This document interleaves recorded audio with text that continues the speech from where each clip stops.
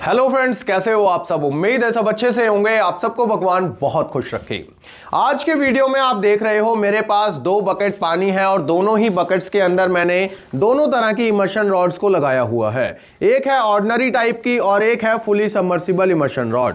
अब आप कहेंगे कि लास्ट वीडियो में मैंने इनकी टेस्टिंग कर ली थी, तो इस वीडियो में क्या खास होने वाला है। इस वीडियो में खास टेस्टिंग होने वाली है इनकी हीटिंग एफिशिएंसी की, क्योंकि बहुत सारे लोगों का यह मानना है कि जो ऑर्डिनरी टाइप की इमर्शन रॉड्स होती हैं जैसे कि ये वाली, तो ये सिर्फ पानी की ऊपरी सतह को गर्म करती हैं, जबकि बाल्टी के नीचे की तरफ जो पानी होता है वो ठंडा ही रह जाता है। और ये जो फुली सबमर्सिबल इमर्शन रॉड है, इसको कंपनी कह रही है, इसको बनाने वाली कंपनी का दावा है कि ये पूरी बाल्टी के पानी को एक समान रूप से गर्म करती है, और ऐसा कुछ लोगों का मानना भी है। तो ऐसे में क्या है इसकी सच्चाई, ये तो हमें प्रैक्टिकल टेस्ट करके ही पता लगेगा। तो आज इसीलिए इस सेटअप को लगाया है जिसमें हम इन दोनों तरह की इमर्शन रॉड को प्रैक्टिकल टेस्ट करने वाले हैं और देखेंगे कि किस इमर्शन रॉड की हीटिंग एफिशिएंसी अच्छी होती है। दोनों टाइप के इमर्शन रॉड्स को टेस्ट करने के लिए सारा सेटअप मैंने रेडी कर लिया है और बारी बारी से हम इमर्शन रॉड्स को चलाएंगे। यहां पर आपको बता देना चाहता हूं कि सबसे पहले हम क्रॉम्पटन की इस इमर्शन रॉड को चलाएंगे जो ऑर्डिनरी टाइप की इमर्शन रॉड है, और 30 मिनट के लिए हम इमर्शन रॉड को चलाने वाले हैं और 30 मिनट के लिए ही हम दूसरी इमर्शन रॉड को भी चलाएंगे। अभी जो बाल्टी के अंदर पानी है उसका टेम्परेचर आप देख सकते हो 15.5 डिग्री सेल्सियस है, और इसका जो टेम्परेचर सेंसर है वो बिल्कुल बॉटम में हमने प्लेस किया हुआ है ताकि हमें टेस्टिंग के दौरान बॉटम का भी टेम्परेचर मिलता रहे, और जो ऊपरी सतह है पानी की उसका टेम्परेचर भी हम इस वाले मीटर पर देख लेते हैं। तो यहाँ पर आप देख सकते हो अभी जो पानी है वो एक समान टेम्परेचर के ऊपर है, नीचे भी ऊपर भी आप देख सकते हैं 15.5 उस पर रीडिंग आ रही थी और इसकी भी रीडिंग अब कम होती जा रही है। और यहाँ पर एक बार दोबारा इसको ऑन करते हैं तो ये देखिए दोस्तों 15.5। तो अभी जो ठंडा पानी है उसका टेम्परेचर आपने देख लिया 15.5 डिग्री सेल्सियस के आसपास है, काफ़ी ठंडा ये पानी है। तो चलिए अब इसको ऑन करते हैं, बाकी बातें फिर करते रहेंगे। तो यहाँ पर जैसे ही स्टॉप वॉच ऑन हुई है हमारी, वैसे ही हमने बटन ऑन कर दिया है और इस इमर्शन रॉड ने हीटिंग करना शुरू कर दिया है। यहां पर मैं आपको दिखाना चाहूंगा ये इमर्शन रॉड अभी जो चल रही है 1380 वॉट के आसपास, क्योंकि जो लोड है वो कम हो गया है, जो इनपुट सप्लाई है वो 230 पर नहीं है। तो चलिए पहले इसको 230 पर सेट कर लेते हैं ताकि इस इमर्शन रॉड का एक्चुअल लोड भी हमें पता लग जाए कि 230 की सप्लाई होने पर यह रॉड कितने वॉट लेती है। तो आप देख सकते हैं 1450 वॉट के आसपास ये लोड ले रही है 230 की सप्लाई होने पर, और 6.3 के आसपास एम्पेयर है। और दोस्तों टेम्परेचर का जो है वो हमें यहां पर पता लगता रहेगा कि बाल्टी के बॉटम में अगर टेम्परेचर ऊपर नीचे होगा तो उसका हमें पता लग जाएगा। आप देख सकते हैं रीडिंग्स जो है वो हल्की फुल्की हिलनी शुरू हो गई हैं। बाकी 30 मिनट्स में क्या चेंजेस आएंगे वो हम पूरी तरह से इसमें देखेंगे। और दोस्तों यहां पर एक बात मैं और बता देना चाहता हूं आपको कि 30 मिनट के लिए ही हम इस वाली इमर्शन रॉड को भी चलाएंगे, लेकिन इस इमर्शन रॉड को भी हम इसी लोड के ऊपर चलाएंगे, यानी कि 1450 वॉट के ऊपर अगर ये चल रही है तो इसको भी लगभग 1450 वॉट के आसपास ही हम चलाने वाले हैं। तभी हमें पता लगेगा एक्चुअल हीटिंग एफिशिएंसी किस इमर्शन रॉड की अच्छी है। तो यहां पर हो सकता है कि हमें वोल्टेज को ड्रॉप करना पड़े या इसकी लोड को मैच करने के लिए वोल्टेज के साथ अप या डाउन करना पड़े। तो जो भी करना पड़े हम करेंगे, लेकिन लोड हम बिल्कुल सेम रखने वाले हैं ताकि इस टेस्टिंग का रिजल्ट बिल्कुल एक्चुअल हमारे सामने आए। क्योंकि अगर आप एक अच्छी टाइप की इमर्शन रॉड खरीदना चाहते हैं तो आपको यह पता लगे कि आपको किस तरह की इमर्शन रॉड खरीदनी चाहिए जिससे हीटिंग एफिशिएंसी आपको अच्छी मिले। तो चलिए अब हमें थोड़ा सा वेट करना होगा, क्योंकि 30 मिनट्स की इसकी रनिंग हमने देखनी है, परफॉर्मेंस देखनी है। तो अभी 2-2.5 मिनट हुए हैं। तो चलिए 30 मिनट के आसपास वीडियो को दोबारा से रिज्यूम करेंगे और देखेंगे क्रॉम्पटन की इस ऑर्डिनरी टाइप की इमर्शन रॉड ने किस तरह का परफॉर्मेंस किया और पानी को किस टेम्परेचर के ऊपर गर्म किया।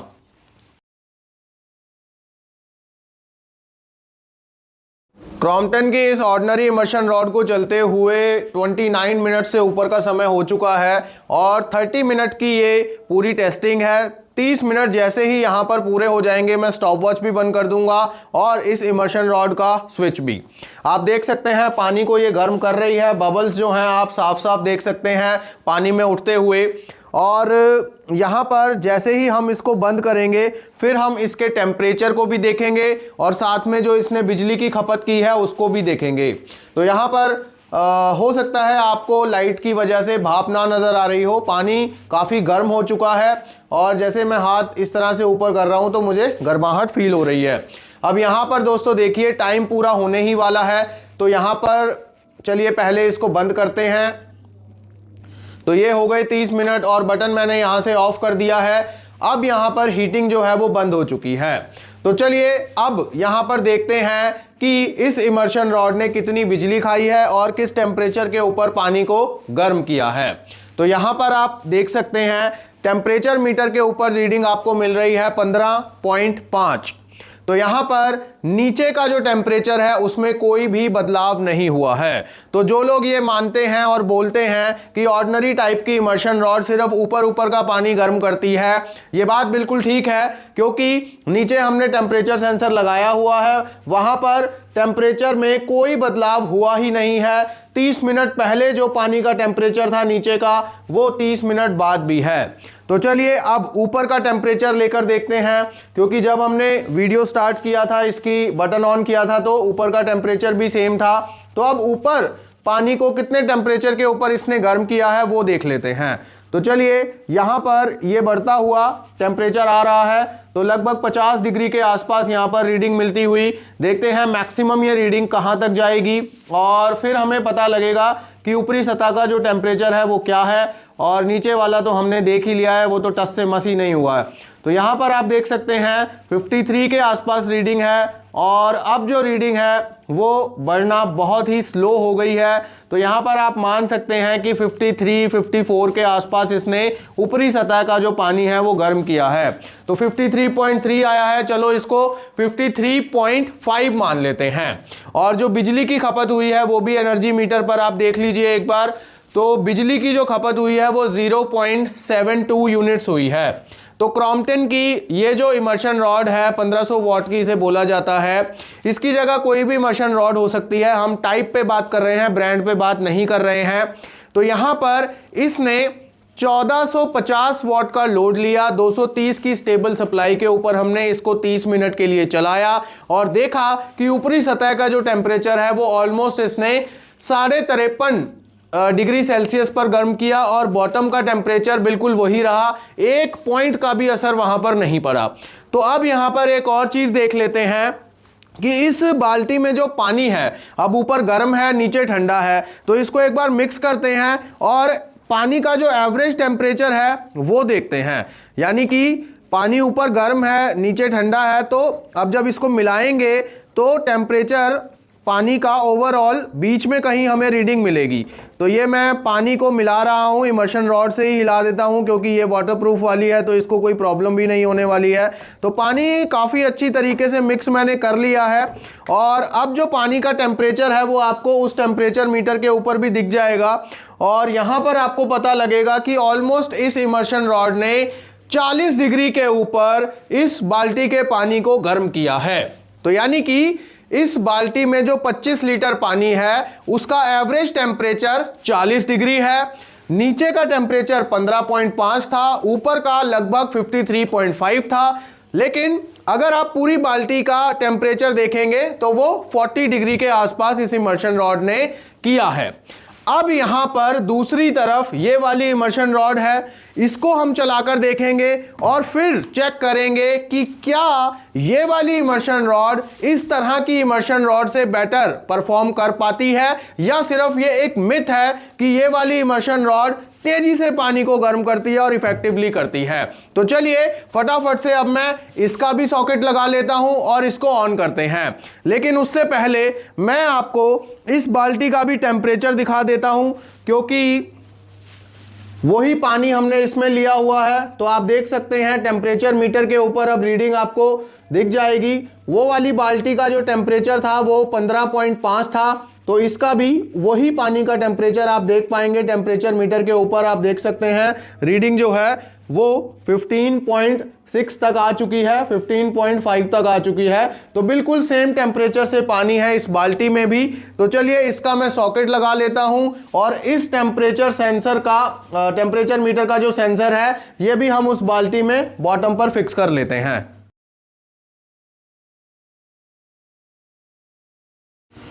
आइए अब इस वाली इमर्शन रॉड को चालू करते हैं। तो पहले स्टॉप वॉच ऑन कर लेते हैं, उसके बाद यहां से ऑन करते हैं। तो यहां पर स्टॉप वॉच अब ऑन हो चुकी है। 30 मिनट के लिए हम इस इमर्शन रॉड को भी चलाने वाले हैं। और यहां पर आप देख सकते हैं जो पानी का टेम्परेचर वही 15.5 के आसपास ही है यहां पर।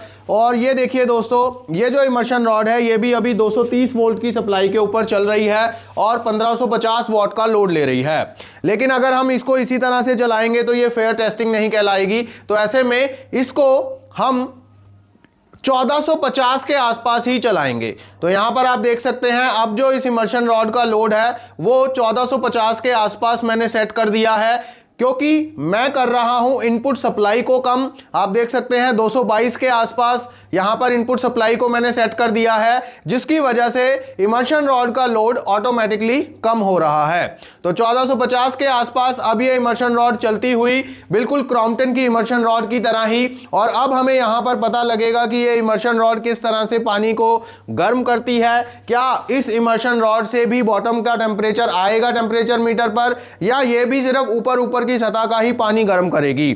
तो इस टेस्टिंग के लिए हमें 30 मिनट्स का वेट करना होगा। उसके बाद हमें फाइनल रिजल्ट्स मिल जाएंगे और ये भी हम देख लेंगे कि बिजली की खपत इस टाइम में कितनी रहती है। यहां पर दोस्तों इस इमर्शन रॉड की मैंने आपको बहुत सारी वीडियोस बनाकर दी हैं, लेकिन अभी तक एक ऐसी खास बात इस इमर्शन रॉड की मैंने आपको किसी वीडियो में नहीं बताई, जो इस वीडियो में बताऊंगा भी और प्रैक्टिकल दिखाऊंगा भी। और वो ये कि ये जो फुली इमर्शन रॉड है इसमें दोस्तों इंडिकेटर भी चलता है। अब आप देख रहे हैं कि इंडिकेटर तो कहीं दिख नहीं रहा, तो यही तो बात है, इंडिकेटर चलता है लेकिन वो आपको इतनी लाइट्स में नजर नहीं आएगा। मैं यहां पर एक बार लाइट्स को ऑफ करता हूं, तब आप देखिएगा आपको साफ साफ इंडिकेटर नजर आ जाएगा। तो आप देख सकते हैं इमर्शन रॉड के हैंडल में ही इंडिकेटर है, जो अब आपको अच्छे से दिख गया होगा। तो ये इसकी एक खासियत है, जो एक तरह से हिडन फीचर है इसको कंपनी बताती भी नहीं है। बट आप मेरे व्यूअर हो, चैनल पर बहुत सारा प्यार देते हो, लाइक्स देते हो, वीडियोस को शेयर करते हो, चैनल से जुड़े हुए हो बहुत लंबे समय से। तो मेरी कोशिश यही रहती है भी किसी भी प्रोडक्ट से जुड़ी हुई कोई भी बात है वो आपको मैं पूरी तरह से बताऊं। तो ये एक अच्छी चीज है, आपको सोचा बता दिया जाए। तो चलिए अब करते हैं थोड़ा सा वेट, और जब 30 मिनट होने को होंगे तब वीडियो को रिज्यूम करेंगे और फिर इन दोनों ही इमर्शन रॉड की परफॉर्मेंस को कंपेयर करेंगे विद टेम्परेचर रीडिंग्स।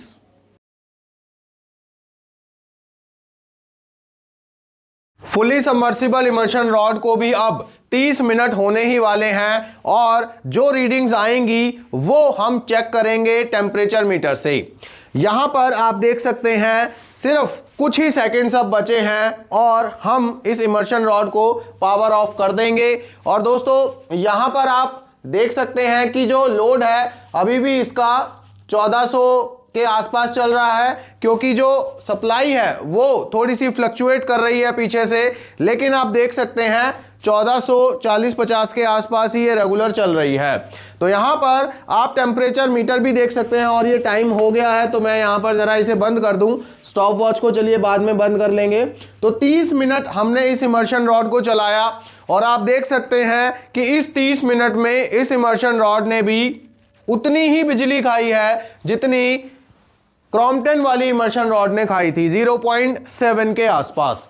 और यहां पर टेम्परेचर मीटर पर आप देख सकते हैं डिफरेंस जो साफ साफ आपको नजर आएगा। 23 डिग्री के आसपास यहां पर आपको रीडिंग मिल रही है टेम्परेचर मीटर पर। और इस टेम्परेचर मीटर का जो सेंसर है वो बाल्टी के बॉटम में हमने सेट किया हुआ है। तो ये बात जो इसको बनाने वाली कंपनी कह रही है कि ये जो इमर्शन रॉड है ये बाल्टी के पानी को इवनली गर्म करती है, तो ये यहाँ पर बिल्कुल सही साबित हो रही है, क्योंकि इसने पानी के बॉटम में भी टेम्परेचर को अप किया है, जबकि इस तरह की इमर्शन रॉड से ये काम नहीं हो पाया था।